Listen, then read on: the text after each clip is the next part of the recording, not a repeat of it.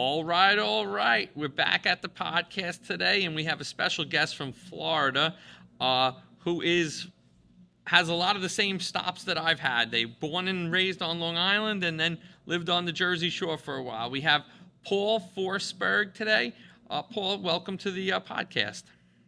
Thanks for having me, Tom. I appreciate it. You got it. So Force West, your company has been involved in buying and selling businesses, and you're an entrepreneur at heart, huh? Tell me a little bit about what you've done, what you're doing now, and kind of the hustle of and the grit of being an entrepreneur. Yeah, sure. Um, well, early on, my dad was a fisherman, so Mm-hmm. I went in the fishing business. I had a captain's license before I got out of high school, running Wow. party boat. Yeah, I was the youngest captain in America for about 3 months, I guess. I took my test actually before I was 18. They let me do it because of the time. But I went from running boats for dad to dad was only 18 years older than me, so we kind of butted heads after a while. You know how that is. So I bought my own boat, went on my own, And went this is in. in Montauk, Long Island, right? Yeah, this is in Montauk. Yep, I was offshore fishing, tile fishing, and then we were sword fishing and tuna fishing. I Wow. fished from the Canadian line to the Mexican border. I hit all of the ports. Actually, by the time I was 30, I knew all of the ports, the harbors, better than I knew the roads on Long Island because I spent more time. That's pretty cool. Yeah. So from there, I put so much time in that I destroyed my hips. I had arthritis really bad, had a fake hip put in, and I was only 31 or 32. And the doctor said to me, if you want to continue walking, young man, you better think of another occupation. So I got Wow. off of the boat. Yeah, it was shocking, so to speak. Got off of the boat and got into real estate. I figured we were buying and selling boats as a kid with Uh my huh. dad. Houses may not be too bad. I sold my last boat, delivered it to San Diego, bought one of those home study courses about buying and selling real estate for no money down. Mm-hmm. And it was like, wow, let me try this. So I got into the real estate business. Did really well. Did good for myself. And all I can say with the first failure was, you know what happens with a young, uneducated guy that's making more money than he knows what to do with and has more time on his hands and he doesn't know what to do with? Nothing good. Fair. Nothing good. So I ended up squandering the money, um, got divorced, all of that stuff, Yep. and got myself sobered up, got myself straightened up, got back in the real estate business that turned into a building business, building homes. Became one of the largest affordable housing builder on the Hamptons. I built for the cops and the firemen, stuff like that, the affordable houses. Well, everyone Sure. else wanted to build Martha Stewart houses. I was happy building the smaller ones. Mm-hmm. And I was really fortunate. I retired when I was 47. Went to Florida. Didn't know what I was going to do. I bought a 6,000 square foot house on the water, the boat in the backyard. So this is my second time that life was pretty darn good. And I didn't know what the market was going to do. I was listening to my own head. The ego was in the way. And 2006, when the real estate market collapsed, I went from a 6,000 square foot house with a pool to mom's couch, dead broke. Wife's number two left. Oh wow. Yeah, That's a it was a mess. My life has been a up and downhill roller coaster ride. sure. Um, while I started getting myself back together in about 2012, I went back in the real estate business. I bought a struggling property management company. We blew it up to a significant size. I had a bunch of real estate agents. I was buying and selling and brokering commercial real estate that was doing really well. And don't you know, I got cancer. I went to the dentist and I had mouth cancer. I didn't know it. Oh wow. Yeah. So they stuck me in the Moffat Hospital. I called my girlfriend, right? And I said, geez, they're sending me to Moffat Hospital. I got cancer. And she goes, Moffat? People don't come out of there. It's one way. I'm like, oh my God. Oh boy. And the way it works in a hospital like that is, this is what it's going to cost. Write the check if you want to live, and we'll fix it. But if you don't have the money, well, we're sending you home. So I was fortunate. We were doing really well in the real estate business. I could cut a check. Didn't have any money left, but I could cut the check, and they cut half my tongue out. Then they said you have to do chemo radiation. So, oh, and by the way, before we do that, we have to cut all your teeth out. So I went from being, a hot shot real estate guy to a mess. I couldn't talk, had half a Uh-huh. tongue. They took all my teeth. I was going through chemo and radiation, and life was not. It was a real challenge, Tom. It was a real bear. Yeah, But I mean, that you've had some high. You had a roller coaster. oh yeah, it's been a ride. So what do? I mean, you get up in the morning, you put your shoes on, you put your best foot forward, and you take your shots, right? Yep. And so I took my shots. We all I can say is I I realized I was the main one that was generating the money for this real estate office. I was the guy. I was the broker in charge. I was doing most. I was carrying the office. We had a lot of listings. Berkshire Hathaway came along. They wanted my location. They whipped out a checkbook and said, "How much?" I threw a number at them, and they sent me on my way. It happened really fast. It was like that. Wow. Yeah, I was really, really fortunate. Now, in doing that, I realized, I was a long distance dad, long distance son, grandson. I was like the black sheep of the family. I was always doing my own thing. All the time. I didn't know my cousins' names. I was too busy doing my thing. So Yep. with this, cancer changed my life. The radiation, 40 radiation shots, and the chemo and all of that. Wow. So I told my girlfriend, who's now my wife, we're going to move to the east coast of Florida, closer to my daughter and grandsons. I want to know them. If this cancer Hmm. comes back, I had a 5 year with this type of cancer I had. They said if it comes back in 5 years, you have about 18 months and it's over. Okay. Keep your affairs in order. We can't fix it after this. It's a one shot deal. So I had this hanging over my head. It's 10 years now, so I'm way in the, it's way behind me. God bless. That's Yeah. great. So I bought a struggling business brokerage company over on the East Coast, and I took this business brokerage company and built it into something pretty large size. And another franchise came and they wanted my location. They wrote me a check. They bought my training program, my marketing stuff I put together, and also they wrote me a check. So I was like, now what am I going to do? It seems So like people just bring checks to you. you know what? Here's the thing: everyone wants to buy a good business. Sure. If you have a location and you have systems in place and training in place, everyone wants to buy it. Because then they don't have to do it. Yep.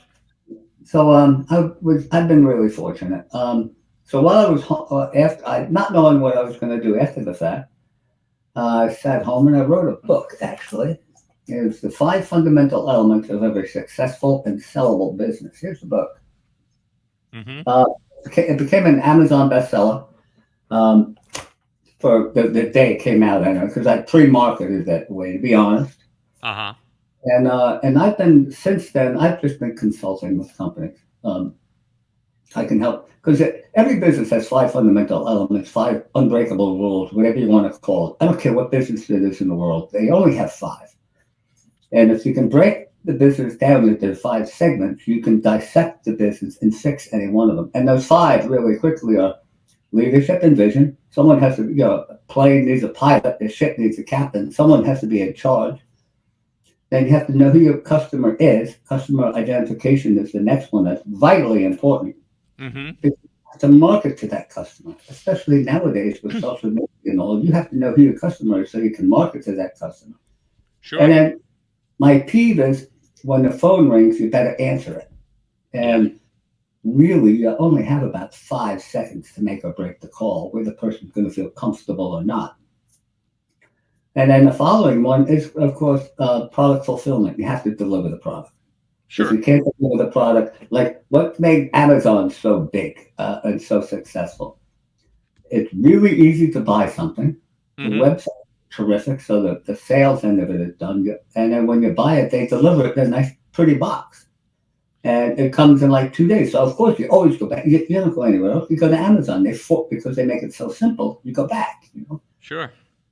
You're And right. so I've been blessed with quite a few clients helping the businesses. I'm helping right now. I have a home uh, insulation company in Texas I'm consulting with.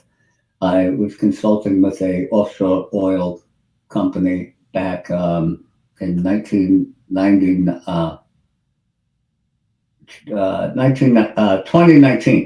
Okay.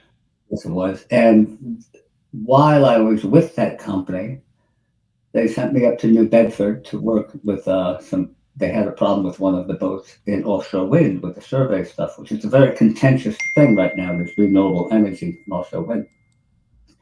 So with that, I identified a lot of the problems, three of the five fundamentals with one of the developers. Mm-hmm. Spoke about it, and long story short, we had a contract within 3 months. Now I have 15 people working for me in that industry. Wow. Yeah, and we're the ones actually. I'm the one that I'm one of the biggest reasons why the foreign survey vessels left, and it's all American vessels now. The problems that the offshore wind guys had with the fishermen was a big problem, and it's being squelched now. The fishermen are starting to get in line and go along with it. Some of them are, and because we've had a big part of that, helping with that with communication. So that's what I'm doing now, Tom. I mean, I have a So you love consulting. the you love the game, huh? Okay, what You else can't. can you do? I mean, you just enjoy it at this point. Now it's more. I love how you've transitioned to doing just doing consulting work, and kind of you've you've proved it out. You've proved out how to make it work. I got to check out this bestseller on Amazon and buy this book and see it. But all the things that you mentioned, I was shaking my head yes at, because those are all the things that I agree with you on, and all the things I try to make sure that we do as a company, and when we talk to other entrepreneurs, that they're doing the same thing. The picking up the phone is the funny one. Like, to me, it's common sense. You got to pick up the phone. You're gonna, but a lot of businesses don't do that anymore. I know it's really something else. And you know what? When the real estate market was collapsing in 2006 and seven, I was in Southwest Florida, ground zero.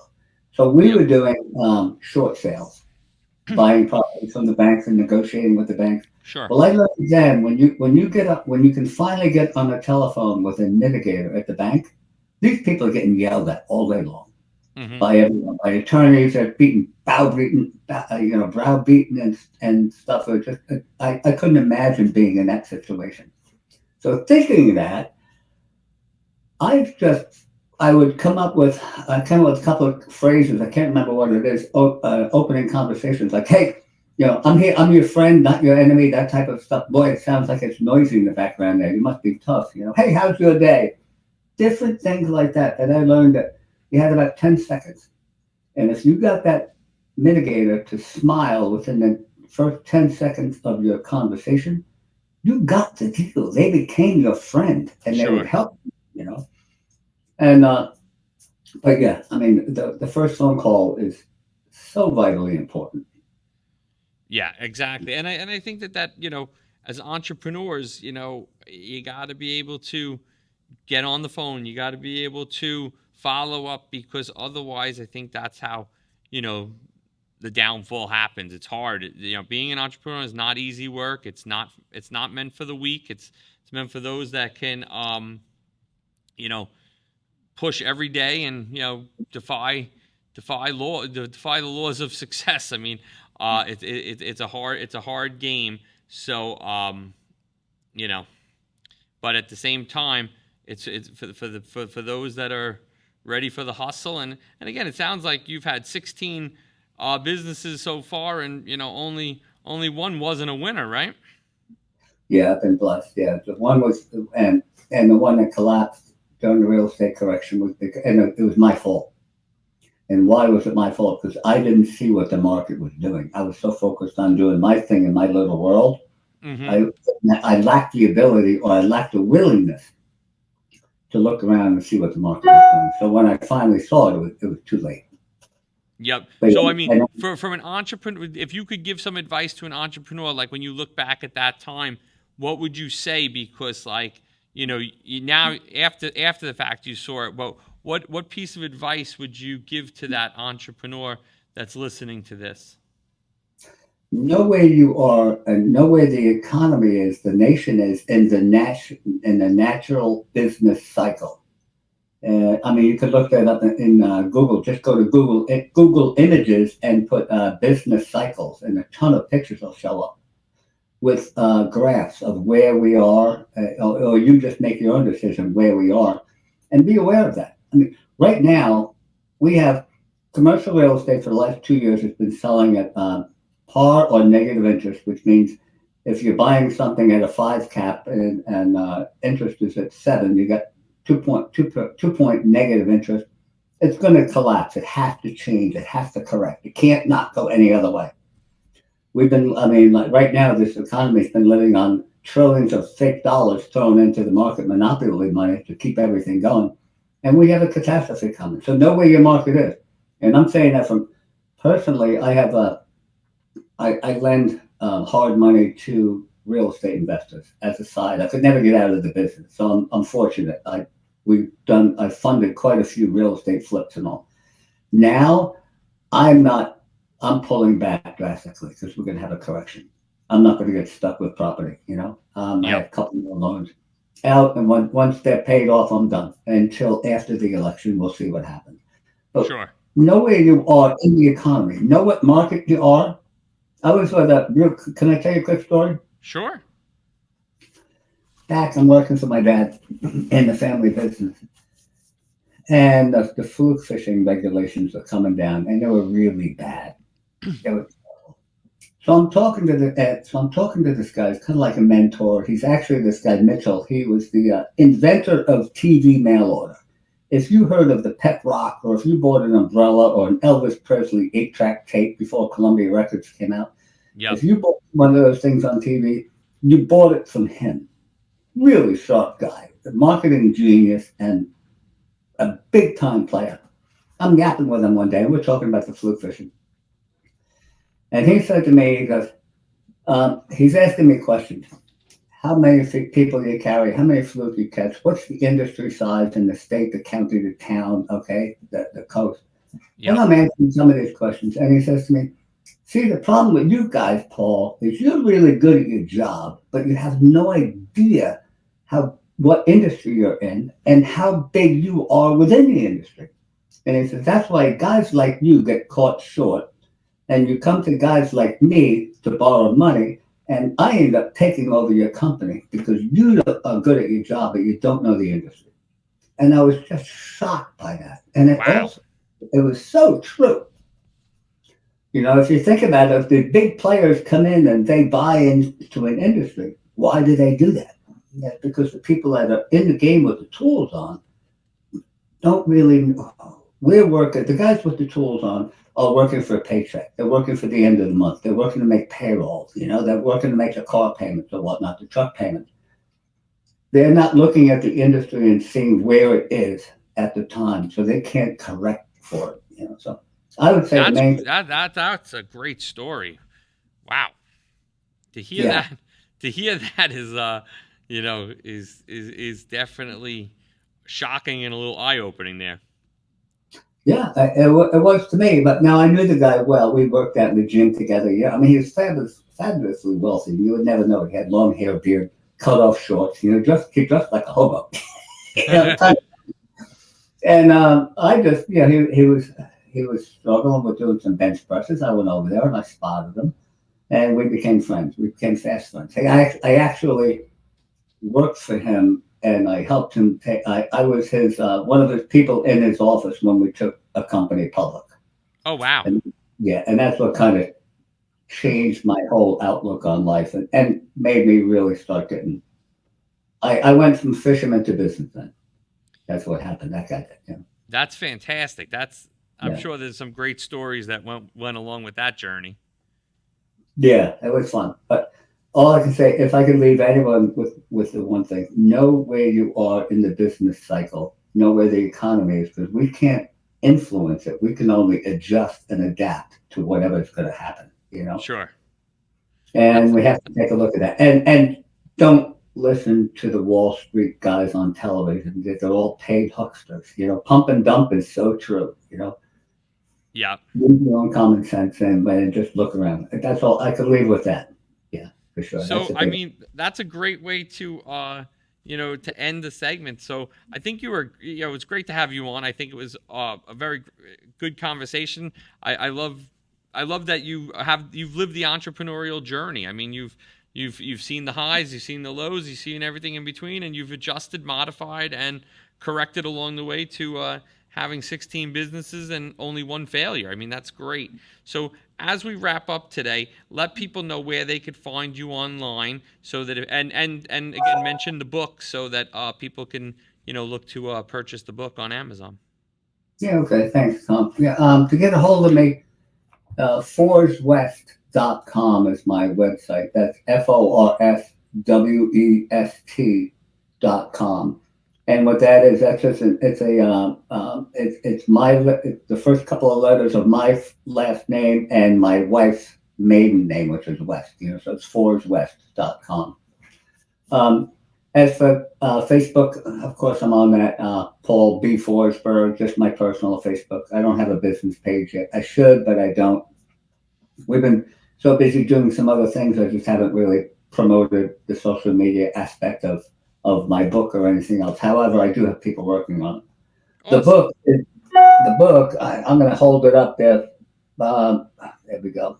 It's the 5 fundamental elements of every successful and sellable business. Why most businesses cannot be sold and what to do about it.